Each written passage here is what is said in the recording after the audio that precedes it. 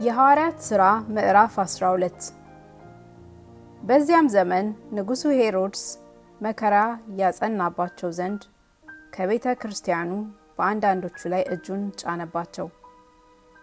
የዮሐንስም ወንድም ያዕቆብን በሰይፍ ገደለው።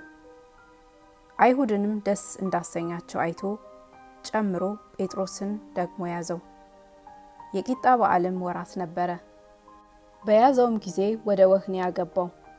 ከፋሲካም በኋላ ወደ ሕዝብ ያወጣው ዘንድ አስቦ እያንዳንዱ 4 ወታደሮች ሆነው እንዲጠብቁት ለ4 ጭፍራ ክፍል አሳልፎ ሰጠው። ጴጥሮስም በወህኒ ይጠብቅ ነበር። ነገር ግን በቤተ ክርስቲያን ስለ እርሱ ወደ እግዚአብሔር ጸሎት አጥብቆ ይደረግ ነበር። ሄሮድስም ሊያወጣው ባሰበ ጊዜ በዚያች ሌሊት ጴጥሮስ በ2 ሰንሰለት ታስሮ ከ2 ወታደሮች መካከል ተኝቶ ነበር። ጠባቂዎቹም በደጁ ፊት ሆነው ወህኒውን ይጠብቁ ነበር። እነሆም የጌታ መልአክ ቀረበ፣ በቤትም ውስጥ ብርሃን በራ። ጴጥሮስንም ጎኑን መትቶ አነቃውና ፈጥነህ ተነሳ አለው። ሰንሰለቶቹንም ከእጁ ወደቁ። መልአኩም ታጠቅና ጫማህን አግባ አለው። እንዲሁም አደረገ። ልብስህንም ልበስና ተከተለኝ አለው። ወጥቶም ተከተለው። ራእይንም የሚያይ ይመስለው ነበር እንጂ በመልአኩ የሚደረገው ነገር እውነት እንደሆነ አላወቀም። የመጀመሪያውንና የሁለተኛውን ዘብ አልፈው ወደ ከተማው ወደሚያወጣው ወደ ብረቱ መዝጊያ ደረሱ። እርሱም አውቆ ተከፈተላቸው። ወጥተውም አንዲት ስላች አለፉ። ወዲያውም መልአኩ ከእርሱ ተለየ። ጴጥሮስም ወደ ልቡ ተመልሶ ጌታ መልአኩን ልኮ ከሄሮድስ እጅና ከአይሁድ ሕዝብ ይጠብቁት ከነበረው ሁሉ እንዳዳነኝ አሁን በእውነት አወቅኩ አለ። ባስተዋለም ጊዜ እጅግ ብዙ ሰዎች ተከማችተው ይጸልዩበት ወደ ነበረው ማርቆስ ወደ ተባለ ወደ ዮሐንስ እናት ወደ ማርያም ቤት መጣ። ጴጥሮስም የደጁን መዝጊያ ባንኳኳ ጊዜ ሮዴ የሚሏት አንዲት ገረድ ትሰማ ዘንድ ቀረበች።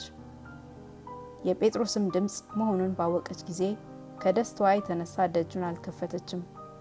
ነገር ግን ወደ ውስጥ ሮጣ ጴጥሮስ በደጅ ፊት ቆሞ እንዳለ አወራች። እነርሱም አብደሻል አሏት። እርሷ ግን እንዲሁ እንደሆነ ስታረጋግጥ ነበር። እነርሱም መልአኩ ነው አሉ። ጴጥሮስ ግን ማንኳኳቱን አዘወተረ። ከፍተውም አዩትና ተገረሙ። ግን ዝም እንዲሉ በእጁ ጠቅሶ ጌታ ከወህኒ እንዴት እንዳወጣው ተረከላቸውና ይህን ለያዕቆብና ለወንድሞች ንገሩ አላቸው። ወጥቶም ወደ ሌላ ስፍራ ሄደ። በነጋም ጊዜ ጴጥሮስን ምን አግኝቶት ይሆን ብለው በጭፍሮች ዘንድ ብዙ ሁከት ሆነ። ሄሮድስም አስፈልጎ ባጣው ጊዜ ጠባቂዎችን መረመረ፣ ይገሏቸውም ዘንድ አዘዘ። ከይሁዳም ወደ ቂሳሪያ ወርዶ በዚያ ተቀመጠ። ከጢሮስና ከሲዶና ሰዎችም ጋር ተጣልቶ ነበር።